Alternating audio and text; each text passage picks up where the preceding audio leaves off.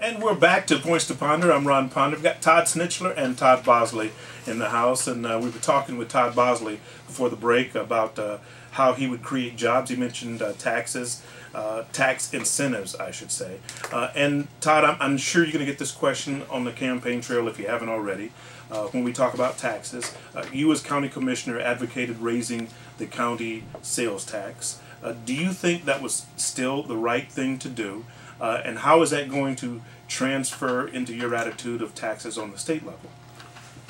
19 and a half minutes to find a person who's having a heart attack and later dies is unacceptable. The county was in a situation where we had no other option but to solve that problem as soon as possible. The county is a completely different entity than the state.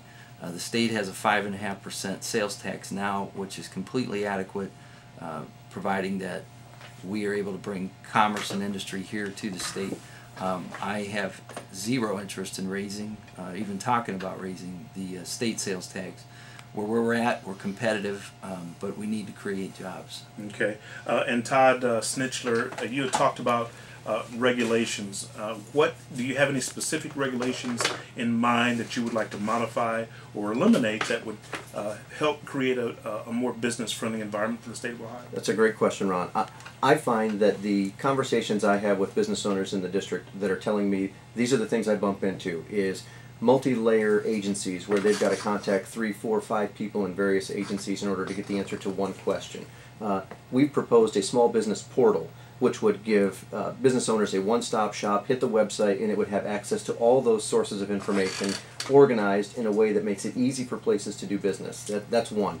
Another that I often hear is the department or the Environmental Protection Agency enforcement arm, where businesses say, we want to comply. We're trying to do the right things, and we do what we're supposed to do. They come in after the fact and say, you didn't do what you were supposed to do, even though the rules said you did, and they're fined for it, and they say, we can't function in that environment. If we know the rules, then we'll follow them, we'll comply with them. Same is true when it comes to Department of Taxation, people that are bumping into issues where they say, I didn't know I was supposed to do this, I called to get some information, and I'm not getting the information that I need, and then I get penalized, and the penalty is more than the tax that I owe.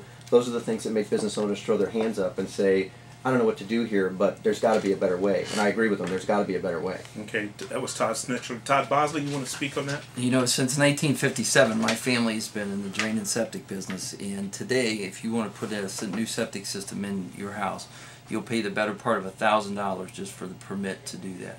That's ridiculous. Just for the permit? Just for the permit. You're going to pay $5. Then you got to pay your company to do it, don't we? And that's on top of a company to do that, exactly. Regulation fees are out of control and ridiculous, but when we look at situations like the banking industry, Wall Street, the BP oil spill, the cozy relationship that exists between industry and representatives here in our own state of Ohio, we have to say there needs to be some moderation. We need regulation, but it needs to be a little more fair. But it also needs to be protected at the same time. We can't just run amok and say, oh, regulation is bad, let's get rid of it all. It's very important. It's very important to the future of the state of Ohio. However, the cost that goes along with that regulation needs to be regulated. And I agree with that. If I could just chime in, I'm glad to hear Mr. Bosley say that he is not in favor of these fees that are out of control when the last budget that was passed included $1 billion in new taxes and fees, which was part of House Bill 1, which is one of the reasons that I voted against that bill, because at a time when we're economically struggling and needing to get our car out of the ditch, we add $1 billion in new taxes and fees on people who live here. That's not the way to get it done. That doesn't encourage growth and development. And I also share his concern for appropriate regulation. No one wants Katie bar word appropriate. Nobody wants Katie bar the door and let's just let people do anything and harm the environment, harm workers.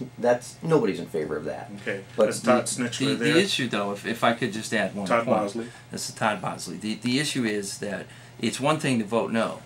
Anybody can vote no. It's a different scenario to go down and say, I disagree with this, but here's how I think we can fix it, and sell that plan. That's where I think the 50th District has fallen short.